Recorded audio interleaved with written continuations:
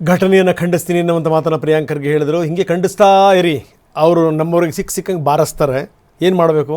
ಇನ್ನು ಈ POCSO case ವಿಚಾರಕ್ಕೆ ಸಂಬಂಧಪಟ್ಟಂಗೆ ಲಕ್ಷ್ಮೀ ಹೆಬ್ಬಾಳ್ಕರ್ ಪ್ರತಿಕ್ರಿಯೆ ಕೊಟ್ಟಿದ್ದಾರೆ. ಈ ರೀತಿಯೆಲ್ಲ ಕೇಸ್ ಎಲ್ಲ ಹಾಕಬಾರದು ಅನ್ನುವಂಥ ಮಾತನ್ನು ಹೇಳಿದ್ದಾರೆ ಲಕ್ಷ್ಮಿ.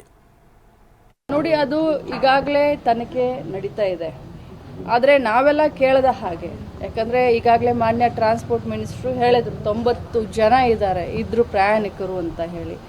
ಎಲ್ಲೋ ಏನೋ ಯಾರೋ ಏನೋ ತಮ್ಮ ಒಂದು ಇದಕ್ಕೆ ಈ ರೀತಿ ಪೋಕ್ಸೋ ಕೇಸ್ ಹಾಕಿ ಇದನ್ನ ಮಾಡಿ, ಅದೆಲ್ಲ ತನಿಖೆ ಆಗಲಿ, ತನಿಖೆ ಆದಮೇಲೆ ಅದು ಹೊರಗೆ ಬರುತ್ತೆ. ಬಟ್ ಒಂದೇ ಮಾತನ್ನು ಹೇಳಲಿಕ್ಕೆ ಬಯಸ್ತೇನೆ, ಇವತ್ತು ಕರ್ನಾಟಕ ರಾಜ್ಯ ಬೇರೆ ಅಲ್ಲ, ಇನ್ನೊಂದು ರಾಜ್ಯ ಬೇರೆ ಅಲ್ಲ, ದೇಶ ಅಂತಂದಾಗ ನಾವೆಲ್ಲರೂ ಒಂದೇ. ನಾನು ನಿನ್ನೆ ನೋಡ್ತಾ ಇದ್ದೆ, ಆ ರಾಜ್ಯದ ಜನ ಬಂದು ನಮ್ಮ ಬಸ್ಗಳ ಕಂಡಕ್ಟರ್ಗಳನ್ನ ಡ್ರೈವರ್ಗಳನ್ನ ಧಮಕಿ ಕೊಡೋದನ್ನೆಲ್ಲ ನೋಡಿದ್ದೀನಿ. ಇದೆಲ್ಲ ನಿಲ್ಲಬೇಕು.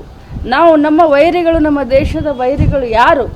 ನಾವೇ ಹೊಡೆದಾಡೋದಲ್ಲ. ಇಲ್ಲಿ ನಾವೆಲ್ಲರೂ ಭಾಳಷ್ಟು ಮೆಚ್ಯೂರ್ಡ್ ಆಗಿ ನಾವು ಬಿಹೇವ್ ಮಾಡಬೇಕಾಗತ್ತೆ. ಈ ಒಂದು ಕ್ಷುಲ್ಲಕ ರೀತಿಯಾಗಿ ಮಾಡೋದು ಬೇಡ. ಎಲ್ಲರಿಗೂ ಎಲ್ಲ ಭಾಷೆ ಅಭಿಮಾನ ಎಲ್ಲರಿಗೂ ಇರುತ್ತೆ. ನಿಮಗೆ ನಿಮ್ಮ ಭಾಷೆ ಮೇಲೆ ಅಭಿಮಾನ ಇದ್ದರೆ ನಮಗೆ ನಮ್ಮ ಭಾಷೆಯ ಮೇಲೆ ಅಭಿಮಾನ ಇದೆ. ಅದಕ್ಕೆ ಇದನ್ನು ಇಲ್ಲಿಗೆ ಮುಗಿಸ್ಬೇಕು. ಲಕ್ಷ್ಮೀ ಹೆಬ್ಬಾಳ್ಕರ್ ಮಾತಾಡ್ತಾ ಇದ್ದರು. ಲಕ್ಷ್ಮೀ ಹೆಬ್ಬಾಳ್ಕರ್ ಅವರಿಗೆ ನಾನು ಒಂದು ಮಾತನ್ನು ಹೇಳೋಕ್ಕೆ ಇಷ್ಟಪಡ್ತೀನಿ. ದಯವಿಟ್ಟು ತಾವೇನಾದರೂ ಹಂಗೆ ಹೇಳಿದ್ರೆ ಮರಾಠಿನಲ್ಲೇ ಹೇಳ್ಬಿಡಿ. ಯಾಕಂದರೆ ನಿಮಗೆ ರೂಢಿ ಇದೆ. ನೀವು ಈ ಓಟು ಪಾಟು ಕೇಳಕ್ಕೆ ಹೋದಂಥ ಸಂದರ್ಭದಲ್ಲಿ ಮರಾಠಿನಲ್ಲಿ ಮಾತಾಡಿ ಅಲ್ಲಿ ಜನರ ಮನವೊಲಿಸ್ಲಿಕ್ಕೆ ನೀವೇನೇನು ಕಸರತ್ತನ್ನು ಮಾಡಿದಿರಿ, ರಾಜಕಾರಣಿಗಳು ಏನೇನು ಕಡಿದು ಕಟ್ಟೆ ಹಾಕಿದಿರಿ. ಅದರಲ್ಲೂ ಅವ್ರು ಹೇಳ್ತಾರೆ ನೀವು ಆ ರಾಜ್ಯದವರು ಈ ರಾಜ್ಯದವರು ಎಲ್ಲ ಕೂಡ ದೇಶದಲ್ಲಿ ಇರುವಂಥದ್ದು. ಇವೆಲ್ಲ ಹೇಳಕ್ಕೆ ಚೆನ್ನಾಗಿರುತ್ತೆ ಇವನ್ನೆಲ್ಲ. ಆಮೇಲೆ ಖರ್ಗೆ ಅವ್ರು ಹೇಳ್ತಾರೆ ಇದನ್ನು ಘಟನೆಯನ್ನು ಖಂಡಿಸ್ತೀನಿ ಅಂತ. ಖಂಡಿಸೋದೇನು ಮಂತ್ರಿ, ಸುಡುಗಾಡು ನಮ್ಮವರು ಹೊಡೆತ ತಿಂತಾ ಇದ್ದಾರೆ, ಅವ್ರ ಬಗ್ಗೆ ಮಾತಾಡ್ತಿಲ್ಲ ನೀವು. ರಾಜಕಾರಣಿಗಳು ಬೇಕಾದಂಥ ಸಂದರ್ಭದಲ್ಲಿ ಓಟಿನ ರಾಜಕಾರಣ ಮಾಡ್ತೀರಿ, ಹಿಂಗೆ ಹೊಡೆತ ಬಡ್ತಾ ಬಿದ್ದಂಥ ಸಂದರ್ಭದಲ್ಲಿ ಹೋಗಿ ಸಾಂತ್ವನ ಹೇಳೋಂಥ ಪ್ರಯತ್ನ ಮಾಡ್ತೀರಿ. ನಾಚಿಕೆ ಆಗಬೇಕು. ಸರಿಯಾದ ರೀತಿಯಲ್ಲಿ ಕ್ರಮ ಜರುಗಿಸ್ತಿಲ್ಲ ಅಂದರೆ ಇವೆಲ್ಲ ಜಾಸ್ತಿ ಆಗ್ತವೆ ಇವು. ಬನ್ನಿ, ನಮ್ಮ ಪ್ರತಿನಿಧಿ ಸಹದೇವ್ ಮಾನೆ ನಮ್ಮೊಂದಿಗೆ ಈಗ ನೇರ ಸಂಪರ್ಕದಿದ್ದಾರೆ. ಸಹದೇವ್, ನೋಡ್ತಾ ಇದ್ದೀವಿ ರಾಜಕಾರಣಿಗಳ ಈ ಎಲ್ಲ ಮಾತುಗಳು ಕೇಳಿ ಕಿವಿ ತೂತು ಬಿದ್ದು ಹೋಗ್ಬಿಟ್ಟಿದ್ದಾರೆ. ಸುಮ್ಮನೆ ಬರೀ ಪುಗ್ಸಟ್ಟೆ ಮಾತುಗಳು, ಒಣ ಮಾತುಗಳು. ಇದರಿಂದ ಯಾವ ಉಪಯೋಗವೂ ಆಗಲ್ಲ, ಕನ್ನಡಕ್ಕೂ ಆಗಲ್ಲ, ಕನ್ನಡ ಭಾಷೆಗೂ ಆಗಲ್ಲ, ಕನ್ನಡ ಸಂಸ್ಕೃತಿಗೂ ಇಂಥ ಒಂದು ಉಪಯೋಗ ಆಗಲ್ಲ. ಜೊತೆಗೆ ನಮ್ಮ ಮೇಲೆ ದಾಳಿಗಳಾಗ್ತಾನೆ ಇರ್ತವೆ, ಅಟ್ಟಾಡ್ಸ್ಕೊಂಡು ನಮ್ಮನ್ನು ಹೊಡಿತಾರೆ. ಆದರೂ ಕೂಡ ಇವ್ರು ಯಾರೂ ಕೇಳುವಂಥ ಸ್ಥಿತಿಲಿಲ್ಲ. ಪ್ರಶ್ನೆ ಬೇರೆ ಪಕ್ಕದಲ್ಲಿ ಇಟ್ಬಿಡೋಣ. ಪ್ರತಿಭಟನೆಗಳು ಯಾವ ರೀತಿ ಆಗ್ತಾ ಇದೆ, ಜೊತೆಗೆ ಏನು ಅಂದರೆ ಇಂತಹ ಘಟನಾವಳಿಗಳು ಆಗದಿರಂಗೆ ಮುಂದಿನ ಕ್ರಮ ಏನು ನಡೀತಾ ಇದೆ ಸಹದೇವ್? ಹೌದು ರಂಗನಾಥ್, ಏನು ಕಂಡಕ್ಟರ್ ಮೇಲೆ ಹಲ್ಲೆ ಒಂದು ಘಟನೆ ನಡೆಯುತ್ತೆ. ಇದಾದ ಮೇಲೆ ಕನ್ನಡ ಪರ ಹೋರಾಟಗಾರರು ಇದನ್ನು ಖಂಡಿಸಿಕೊಂಡು ಈಗಾಗಲೇ ಪ್ರತಿಭಟನೆ ಕಿಚ್ಚು ಮಾತ್ರ ಬೆಳಗಾವಿಯಲ್ಲಿ ಜೋರಾಗಿರುವಂಥದ್ದು. ಗಡಿ ಭಾಗದಲ್ಲಿ ಉದ್ವಿಗ್ನ ಪರಿಸ್ಥಿತಿ ಹಿನ್ನೆಲೆಯಲ್ಲಿ ಈಗಾಗಲೇ ಮಹಾರಾಷ್ಟ್ರಕ್ಕೆ ಹೋಗುವಂತಹ ಎಲ್ಲ ಬಸ್ಗಳು ಸುಮಾರು 250ಕ್ಕೂ ಅಧಿಕ ಬಸ್ಗಳು ಏನು ಸಂಚಾರ ಮಾಡ್ತಾ ಇದ್ವು, ಅವು ಕಂಪ್ಲೀಟ್ ಆಗಿ ಬಂದ್ ಮಾಡಿರುವಂಥದ್ದು.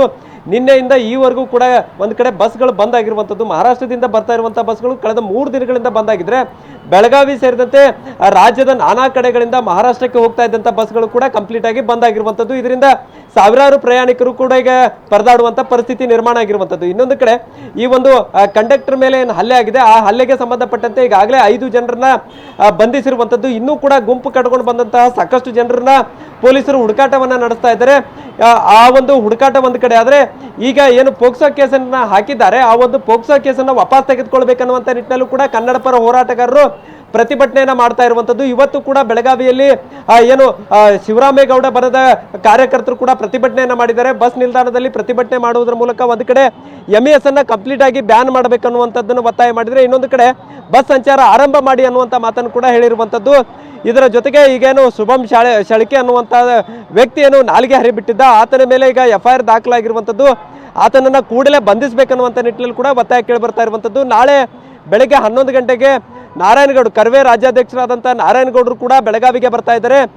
ಚಲೋ ಪಂತ ಬಾಳೆಕುಂದ್ರಿ ಅನ್ನುವಂಥ ನಿಟ್ಟಿನಲ್ಲಿ ಘೋಷವಾಕ್ಯ ಇಟ್ಟುಕೊಂಡು ಬೆಳಗಾವಿ ನಗರದಿಂದ ಪಂತ ಬಾಳೆಕುಂದ್ರಿಗೆ ಮುತ್ತಿಗೆ ಹಾಕ್ತೇವೆ ಅನ್ನುವಂಥ ಕರೆಯನ್ನು ಕೊಟ್ಟಿರುವಂಥದ್ದು. ಹೀಗಾಗಿ ಇವತ್ತು ಮತ್ತು ನಾಳೆ ಕೂಡ ಸಾಕಷ್ಟು ಕರ್ವೆ ಕಾರ್ಯಕರ್ತರು ಪ್ರತಿಭಟನೆ ಮಾಡುವುದರ ಮೂಲಕ MES ಅನ್ನ ಕಂಪ್ಲೀಟ್ ಆಗಿ ಬೆಳಗಾವಿಯಲ್ಲಿ ಬ್ಯಾನ್ ಮಾಡಬೇಕನ್ನುವಂಥ ಒತ್ತಡವನ್ನು ಕೂಡ ಹೇರ್ತಾ ಇರುವಂಥದ್ದು. ರಂಗನಾಥ್, ಧನ್ಯವಾದ ತಮ್ಮೆಲ್ಲ ಮಾಹಿತಿಗೆ.